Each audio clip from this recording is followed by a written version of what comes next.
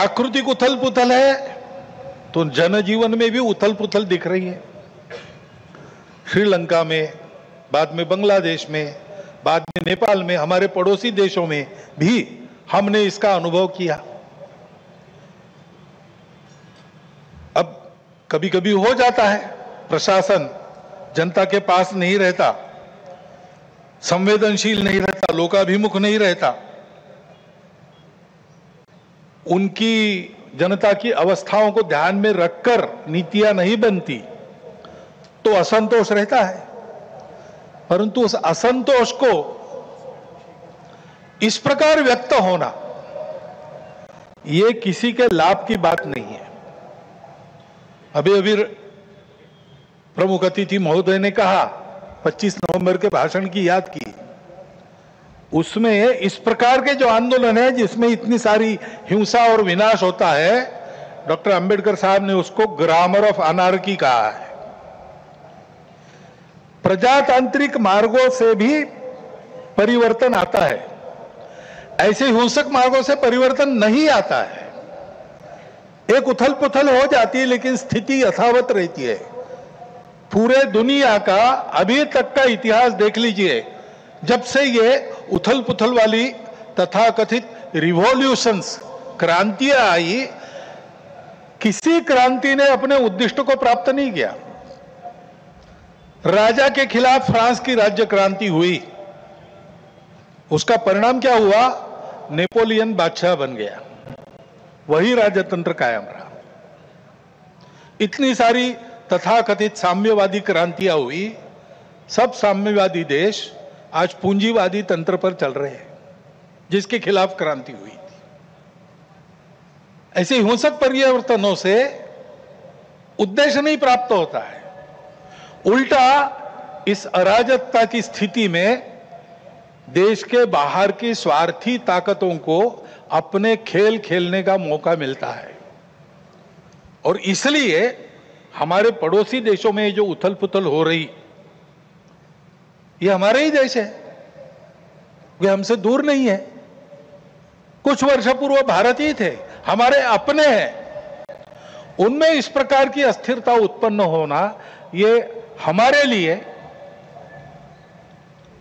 हम केवल उनके पड़ोसी है इसलिए नहीं, वो सब हमारे अपने देश है, इसलिए चिंता का विषय है।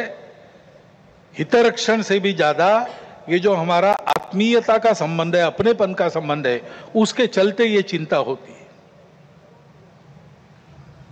परिस्थितियां ऐसी है, जैसा मैंने कहा, दोनों प्रकार है। सुखदायक रूप बहुत दिखता है, सुख सुविधा बढ़ी, मनुष्य के ज्ञान की, विज्ञान की प्रगति हुई, व्यवस्थाएं आरामदायक बनी, राष्ट्र पास आए, माध्यमों के जरिए भी और आर्थिक लेन देन के जरिए भी। परंतु इस परिवर्तन की, विज्ञान और तकनीकी की गति इतनी ज्यादा है कि मनुष्यों की गति का बदलने की और उसका तालमेल नहीं बैठ रहा है। इसलिए भी मनुष्य जीवन में कई प्रकार की समस्याएं, युद्ध, अन्य छोटे बड़े कलह, ये तो सब चल ही रहे। प्रकृति के उग्र प्रकोप को हम अनुभव कर रहे हैं, लेकिन परिवारों में भी टूटन आ रही है। नागरिक जीवन में बढ़ता हुआ अनाचार, अत्याचार दिखाई देता है। इसके शमन के, इसके उपाय चलते हैं, प्रयास हुए हैं, परंतु इसका पूर्ण निदान होने में वो असफल हो गए हैं। और उसके ऊपर अस्वस्थता, कलह, हिंसा को बढ़ाते हुए विश्व में सब प्रकार की परंपरा, मांगल्य, संस्कृति, श्रद्धा, इसका संपूर्ण विनाश ही आगे परिवर्तन लाएगा।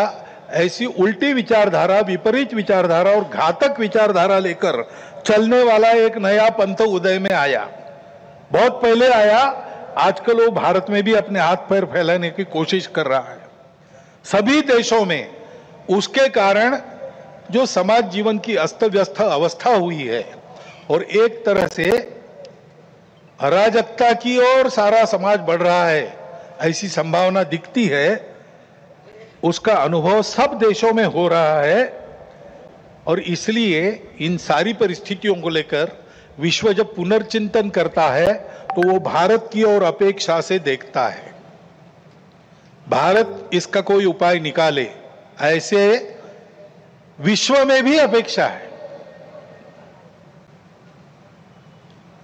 और सौभाग्य से भारत में एक आशा की किरण ये दिखाई देती है कि नई पीढ़ी में देशभक्ति की भावना, अपने संस्कृति के प्रति आस्था और विश्वास का प्रमाण निरंतर बढ़ा है।